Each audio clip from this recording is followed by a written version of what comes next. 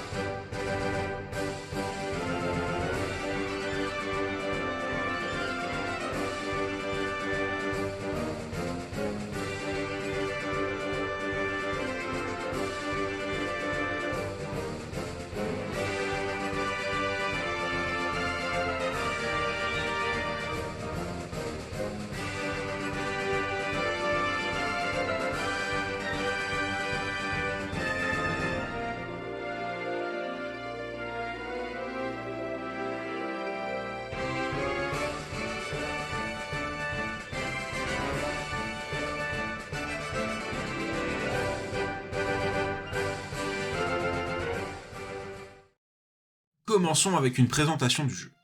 Pokémon X et Y sont les premiers jeux de la 6ème génération des monstres de poche, sortis simultanément à l'international le 12 octobre 2013. Ces jeux sont aussi les premiers de la saga à être entièrement en 3D. Cet épisode nous transporte à Kalos, région inspirée de nos terres françaises. Comme d'habitude, on nous charge de remplir le Pokédex et de récupérer les 8 badges d'arène. Mais ce n'est pas tout. Cette région nous proposera de découvrir la méga évolution, un nouveau stade d'évolution unique, réservé à certaines espèces permettant aux Pokémon concernés de transcender leur puissance. La courte présentation étant faite, passons maintenant à mon rapport à l'œuvre. Pokémon XY est la première génération de Pokémon à m'avoir tapé dans l'œil. Je détestais littéralement la 4G, et la 5G ne m'intéressait que très peu. N'ayant pas de 3DS à l'époque, il m'était impossible d'y jouer. Alors mes seuls moyens d'avoir un rapport avec la licence étaient les suivants. D'abord, l'animé, évidemment, avec les saisons 17, 18 et 19. De très bonnes saisons, bien que mes souvenirs soient flous, et que j'ai suivi la série un peu de loin. Ensuite, les cartes Pokémon que j'ai beaucoup collectionnées, ainsi qu'un livre qui s'affichera à l'écran. Un ouvrage répertoriant tous les Pokémon présents à Kalos, ainsi que tous les légendaires jusqu'à la 6ème génération à l'époque. Et enfin, il y avait les vidéos, lore et théories, Pokémon Trash, Didi Chandouidoui, Flomars et bien d'autres. En bref, j'ai une profonde nostalgie et affection envers cette génération, qui fut ma porte d'entrée dans Pokémon, qui est aujourd'hui une de mes sagas préférées de jeux vidéo. Mais n'ayant jamais touché à XY avant cette vidéo, je serai intransigeant sur ses qualités et défauts. Maintenant, laissez-moi vous résumer un peu mon périple à Kalos. Salut à tous, c'est le moi du futur au montage. Alors, il se pourrait que, pour une raison que j'ignore, je n'ai pas enregistré les parties du début du jeu. Donc voilà, je n'ai pas de quoi les illustrer. Donc, concrètement, les 2 premières heures de jeu, on va dire, je vais me servir du let's play de New Titeuf, qui sera en description pour illustrer mes propos. Et après ça, du coup, on repassera sur mes enregistrements à voix. Voilà. Elle, c'est Agathe, le perso que je jouerai dans cette aventure. Je viens d'emménager à Bourg-Croquis, mes voisins m'accueillent et me disent directement d'aller les rejoindre à Quarelis. J'ai été choisi par le professeur Platane afin d'obtenir un Pokédex à remplir, ainsi qu'un Pokémon de départ en cadeau. Quelle aubaine! J'ai le choix entre Marisson, Starter Plante, Fennec de type Feu et Grenousse de type Eau. Mon choix se porte directement sur Grenousse, Amphinobi étant mon Pokémon préféré. Bref, après un combat où j'explose Sana, une de mes voisines, je vais annoncer la bonne nouvelle à ma mère, tout en lui remettant une lettre du prof. Elle semble charmée et décide de me foutre à la porte. Mais y'avait quoi dans cette foutue lettre? Bon bah maintenant je suis SDF, pas le choix, je pars à l'aventure, j'avance un peu, je commence à fouiller les hautes herbes parce que je veux un passe rouge, qui lui ne veut définitivement pas de moi on dirait. J'avance dans la forêt de Nevarto et toujours pas ce putain de piaf. Une fois sorti de la forêt, je fouille en boucle pour enfin avoir ce piaf. Et après ça, j'arrive à Nevarto. Voici la première arène, de type insecte. Je résous l'énigme et confronte la championne qui vient de me prendre en photo à mon insu. Mais c'est quoi leur problème aux gens de Kalos? Bref, je roule sur la meuf et je me dirige vers Illumis, la capitale de Kalos. Guidé par Dexio et Sina, je vais au labo Pokémon. afin d'y rencontrer le professeur Platane. Cet enfoiré à cause de qui j'étais foutu à la porte. Je vais me venger. Oh Arceus, c'est quoi ce thème? Pardon monsieur, excusez-moi, votre musique elle est trop bien. Platane décide de m'affronter dans un combat dans lequel il possède tous les starters de Kanto. Je le bats plutôt aisément et il m'offre l'un de ses Pokémon. Mon choix se porte sur Bulbizarre, ce dernier étant accompagné d'une Florizarite. Il me parle alors de la méga évolution, un nouveau phénomène découvert dans la région de Kalos. Notre but est de l'aider à percer les secrets de cette mécanique. La prochaine destination se désigne alors Fort Vanitas. Mais au rez-de-chaussée m'attend un homme à la crinière écarlate, Lisandre. Cet homme semble m'apprécier. Il souhaite que humains et Pokémon coopèrent ensemble afin de rendre le monde meilleur, plus beau, comme il le dit lui-même. Bref, une fois arrivé à Fort Vanitas, j'apprends que le maître des lieux ne sait rien sur la méga évolution. Je décide de quitter la ville, mais un ronflex bloque le passage. Je fais donc un détour au palais chef-d'œuvre pour récupérer la Pokéflûte après avoir aidé le noble à retrouver son coiffarel. Sur le chemin du retour, je chope un Psy-Tigris et un Monorpal avant d'aller réveiller et affronter le ronflex. Mon périple m'amène sur les côtes de Kalos. J'explore la grotte étincelante et tombe sur un mec bizarre fringué en rouge qui m'agresse. Il prétend être de la Team Flare. Je l'explose et je continue mon chemin.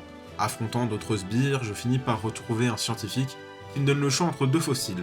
Je prends le fossile nageoire. Après cela, j'arrive à Relifac le Haut, où j'affronte Lino, champion de type roche, et obtiens son badge. Mon périple me mène ensuite à Cromlac, une étrange ville dont on dirait que les pierres possèdent une étrange énergie. Ouah, c'est sûrement rien de bien important. Me voilà ensuite à Yann 13, me dirigeant à la tour maîtrise afin de rencontrer Pépé Evolution, un vieil homme connaissant les secrets de la méga évolution.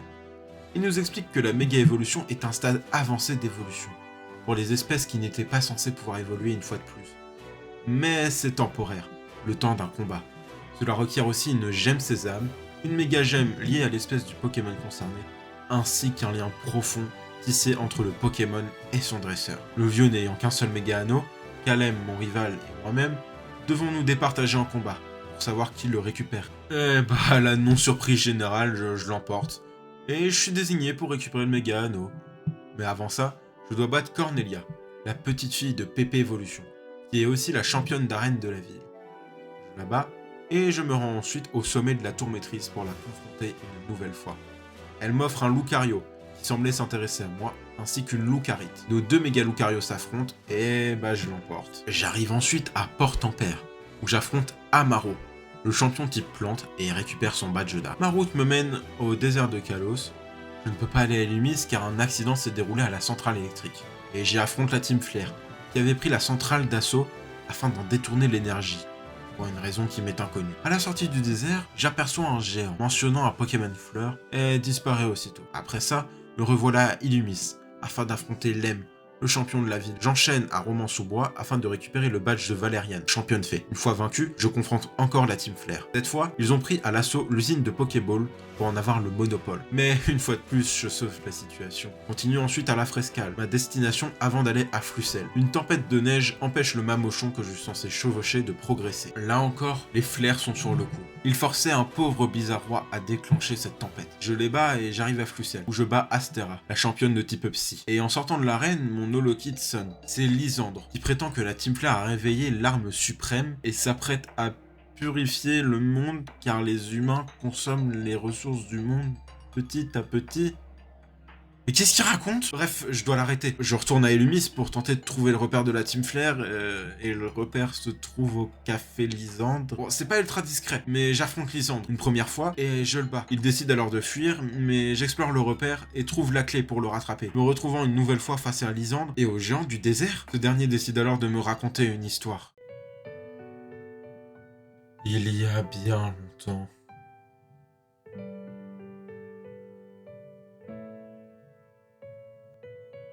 Un homme et un Pokémon vivaient heureux, unis par un lien d'amitié indéfectible.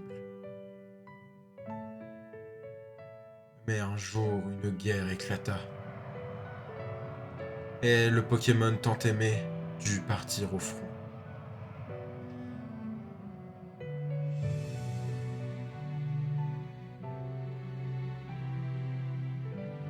Les années passèrent.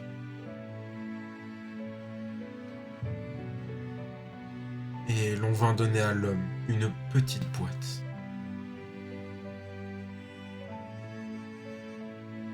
L'homme voulut ressusciter son ami, quoi qu'il en coûtât.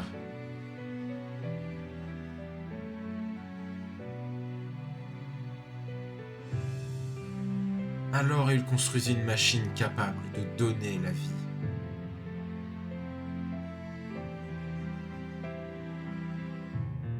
Et ainsi, il put ranimer son précieux Pokémon.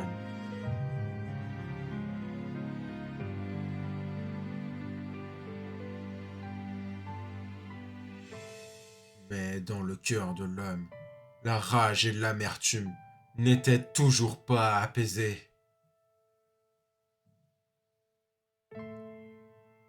Le monde qui avait osé blesser son Pokémon bien-aimé devait payer.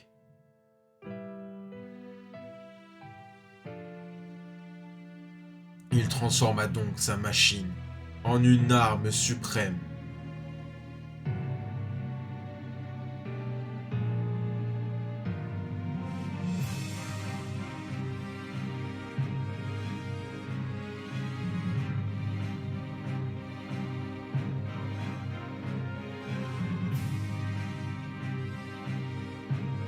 L'homme devint un dieu de destruction, un dieu qui mit fin à la guerre.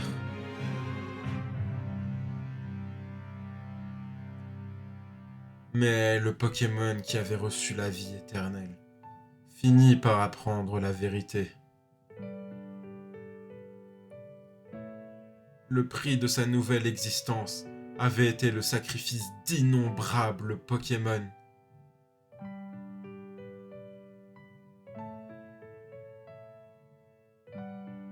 Alors, le Pokémon éternel abandonna le sombre dieu.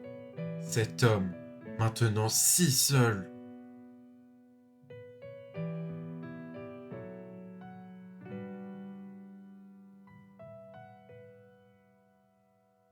Cet homme s'appelle AZ, et l'ancien roi de Kalos est détenteur de la clé de l'arme suprême. Je suis Lysandre encore plus profondément dans son repère. J'affronte Xantin, son scientifique. Ma victoire me permet de désactiver l'arme suprême, mais c'est un piège. Xantin l'active à distance, et je dois me rendre à Cromlech pour arrêter Lysandre. Il alimente l'arme suprême grâce à l'énergie du Pokémon légendaire de la vie, Xerneas. Lysandre est dégoûté de ce monde où les gens se battent pour les ressources, et même prêt à sacrifier les Pokémon qu'il affectionne tant pour son idéologie. Je le bats une fois de plus et m'enfonce dans le labo. Affrontant des dizaines de sbires, j'arrive enfin à la salle où Xerneas est retenu prisonnier. Ce dernier s'éveille et un combat contre lui se lance. Par chance, je le capture dès ma seconde hyperbole. Lysandre souhaite encore en découdre et décide de m'affronter une dernière fois pour tenter de m'arracher Xerneas, sachant que cette fois-ci, il possède un méga Léviator. Mais c'est encore une victoire pour moi. Dans le désespoir, Lysandre tente un unique tir. Malheureusement, ce tir échoue, et Lysandre disparaît sous la lumière brûlante de l'arme suprême. Je reprends mon voyage vers Mosheim, rencontrant à nouveau le professeur Platane. Il me félicite d'avoir sauvé le monde, et m'offre un nouveau combat. Cette fois, il y a encore les starters de Kanto, mais à leur stade d'évolution finale. Je continue jusqu'à Ophracle et Congère, où je finis par affronter Urup, le dernier champion de Kalos. Maintenant, j'arpente la route victoire où j'affronte des dresseurs plus nombreux les uns que les autres, ainsi que de puissants Pokémon sauvages. J'arrive enfin à la Ligue. Voici mon dernier obstacle avant le trône de Kalos. J'y affronte le Conseil 4. Timéo, le maître du type acier. Malva, la maîtresse du type feu. Narcisse, le maître du type eau. Et enfin Dracena, la maîtresse des dragons. Et après eux, je confronte mon ultime adversaire. Dianthea, la maîtresse de Kalos. Mais ce n'est pas son méga garde-voir qui me fera courber les chines. Après ce rude combat, mon équipe est inscrite au Panthéon. Et quelques jours plus tard, ma victoire sur la Team Flare est célébrée à Elumis. Et alors que les festivités battent leur plein, AZ arrive.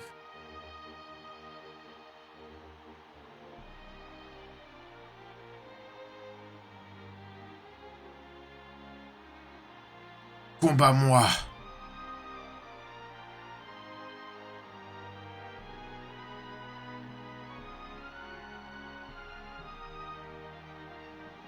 Je veux comprendre ce qu'est un dresseur. Mais AZ et ses Pokémon ne font pas long feu face à moi.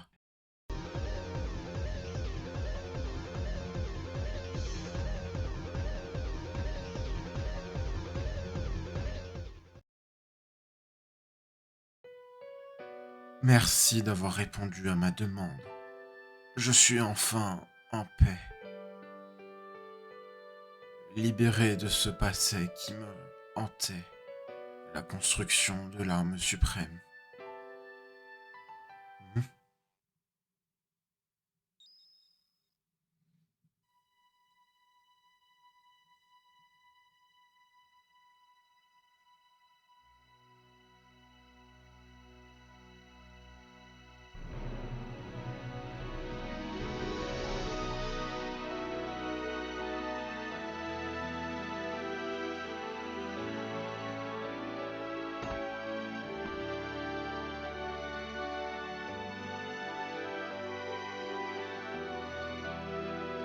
Floette.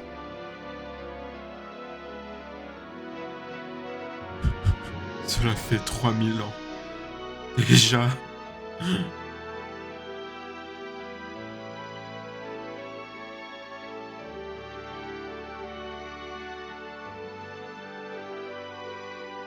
Son Pokémon l'attendait depuis tout ce temps. Il attendait qu'il redevienne l'homme qui aimait tant les Pokémon.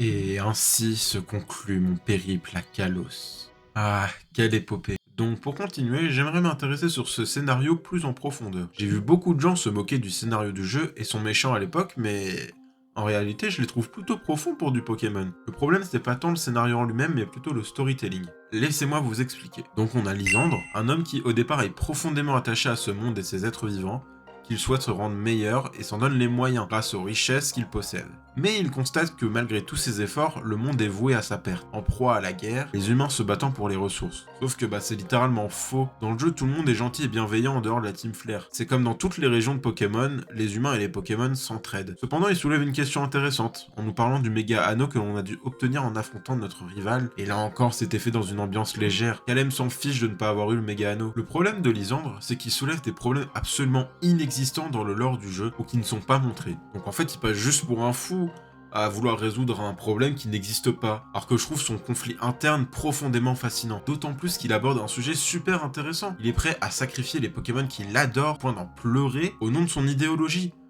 Comme il le dit, les Pokémon sont un miracle de la vie. Ce sont eux qui ont permis à l'humanité de progresser aussi vite. Et de telles sources de profit finiraient forcément par être utilisées pour la guerre. On en a la preuve avec le flashback d'AZ. Après, quand on réfléchit 2 secondes, on pense directement à Arceus. Les Pokémon ne sont pas vraiment un miracle. Mais imaginez juste 2 minutes. Imaginez notre monde, identique, mais avec des Pokémon, sans Dieu les ayant créés. Un vrai miracle biologique cette fois-ci. Il finirait exploité et transformé en instrument de guerre. Lysandre avait peut-être tort sur sa vision de son propre monde, mais pas d'une autre. Et ce qui manquait à Lysandre pour être excellent, c'était plus de présence dans l'histoire, ainsi que des moments de l'histoire donnant du poids à ses arguments. Étant donné qu'il nous propose de le rejoindre jusqu'à la fin, sans pour autant laisser la possibilité aux joueurs de le rejoindre, Game Freak aurait pu nous faire douter. J'aimerais ensuite parler de AZ, le personnage majeur du lore de Kalos, un véritable miroir à Lysandre. Comme Lysandre, AZ a perdu foi en l'humanité, suite à la perte de son fouet, et après l'avoir ramené à la vie pour l'éternité, il modifia son appareil afin d'en faire une arme suprême de destruction massive. J'adore AZ, car comme Lysandre, il a vécu une chute infernale. Mais contrairement à Lysandre, on voit ce qui a poussé AZ à agir. C'est qu'il lui coûta l'amitié de son Pokémon, qui prit la fuite. AZ étant désormais immortel, lui aussi entreprit une vie d'errance à la recherche de son Floette.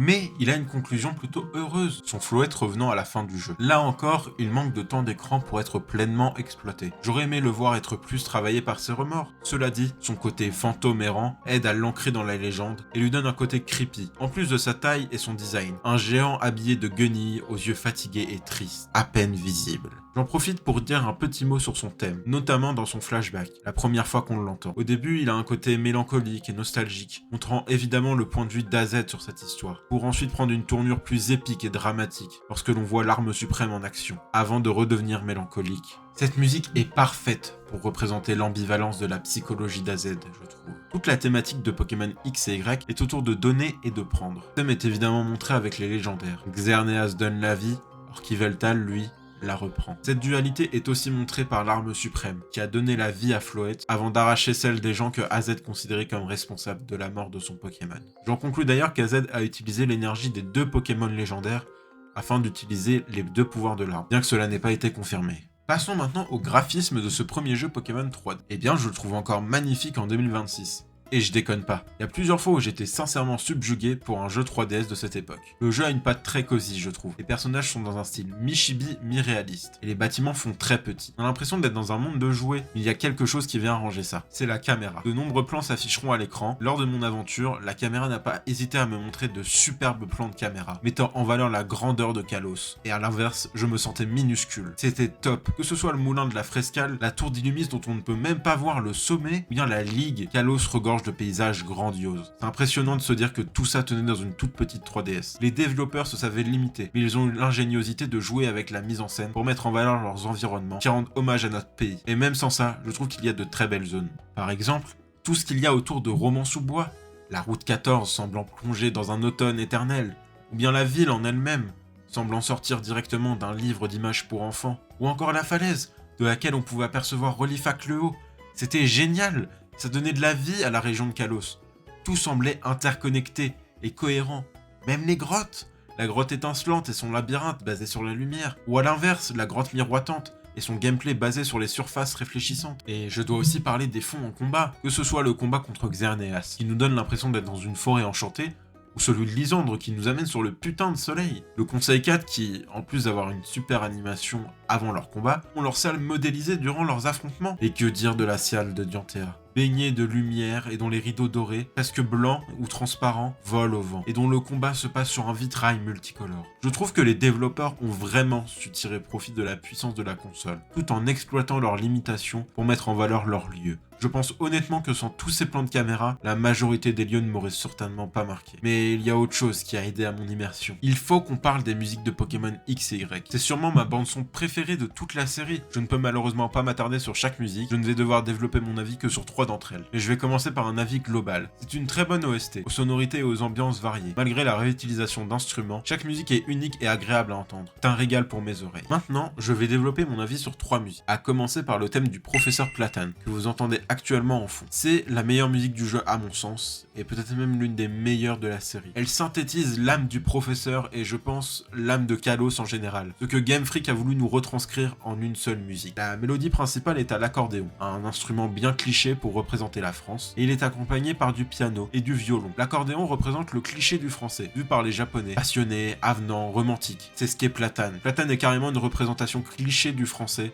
de plus d'une trentaine d'années, vu par les japonais. Les beaux gosses, bien fringués et passionnés. On le voit dans ses dialogues. Ses recherches le passionnent. Et nous aussi, nous le passionnons. Pas comme le héros typique de RPG. On sent qu'on a un truc en plus. Quelque chose qui l'intrigue. Et il n'hésite pas à nous conseiller de profiter du voyage. Comme lui l'a fait autrefois. Allant à prioriser parfois la découverte de nouveaux plats plutôt que ses recherches. Le violon ajoute un ton un peu dramatique à son personnage. Lui aussi cherche à embellir le monde.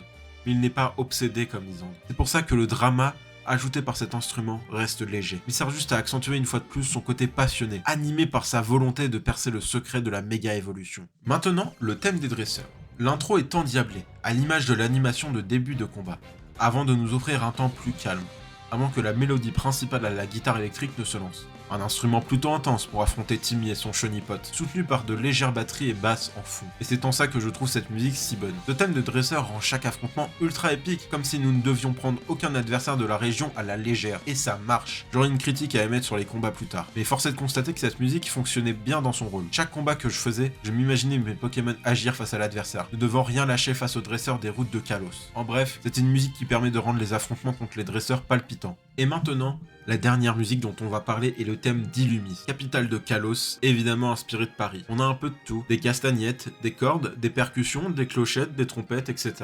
Bref, c'est une véritable fanfare. Le but ici est de montrer la grandeur d'Illumis, la plus grande ville, tout jeu Pokémon confondu. Il y a un aspect très français à cette musique, presque royale et triomphante. Là encore, c'est le cliché que les japonais se font de nous et de notre capitale. Une ville resplendissante, triomphale, dominée en son centre par une immense tour, s'étendant jusque dans les cieux. L'aparté sur les musiques est fini. Je voulais vous montrer la richesse musicale de cette génération. Pour le gameplay, c'est du Pokémon très classique. On marche dans les hautes herbes, on capture les Pokémon en les affaiblissant. Bref, rien de nouveau sous le soleil. Cependant, XY introduit une nouvelle mécanique fort intéressante.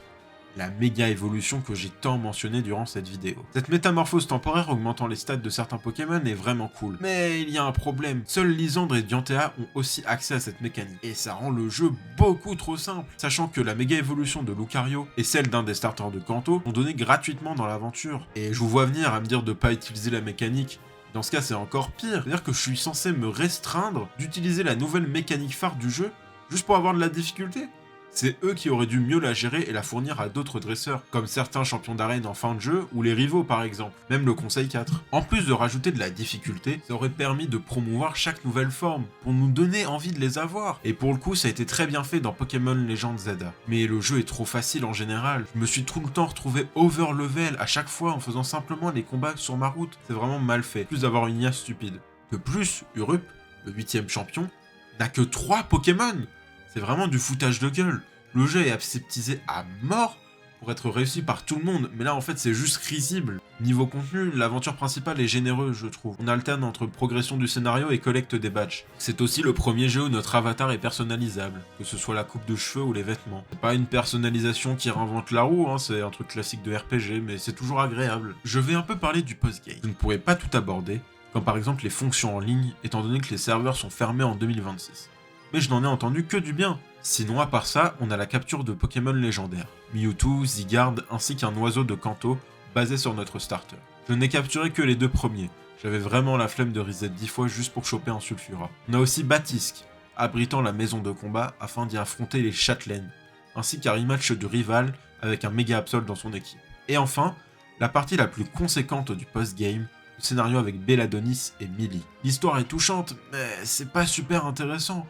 J'ai volontairement omis cette partie-là dans mon résumé de l'histoire car c'était juste chiant. C'est le pire post-game scénarisé d'un jeu Pokémon que j'ai fait jusqu'à maintenant. Ça se résume concrètement à partir de l'agence, aller à un point B, faire des allers-retours ou des combats. En bref, c'est très redondant. Et l'histoire est trop étendue pour rien. En 3 enquêtes, ça aurait pu être réglé. En bref, un post-game assez pauvre qui manque d'intérêt et qui gagnerait à être étoffé. Il est temps pour moi de conclure cet épisode et de donner un avis définitif sur Pokémon X. Et bah, j'ai adoré.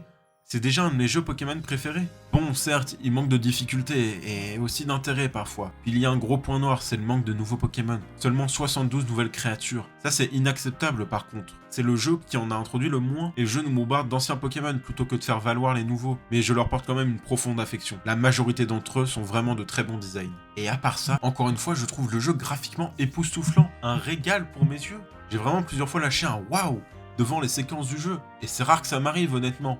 Même devant les jeux récents, tout ça en étant bercé par les OST juste magiques du jeu. C'était vraiment un voyage magnifique. J'ai aimé Pokémon X comme jamais, et je ne peux que vous conseiller d'y jouer. Que vous soyez vétéran ou néophyte, le voyage en vaut le détour. Au moins pour le plaisir des yeux et des oreilles. Et c'est sur cette note positive que nous nous quittons. J'espère qu'on se retrouvera rapidement pour une nouvelle vidéo. Bye tout le monde!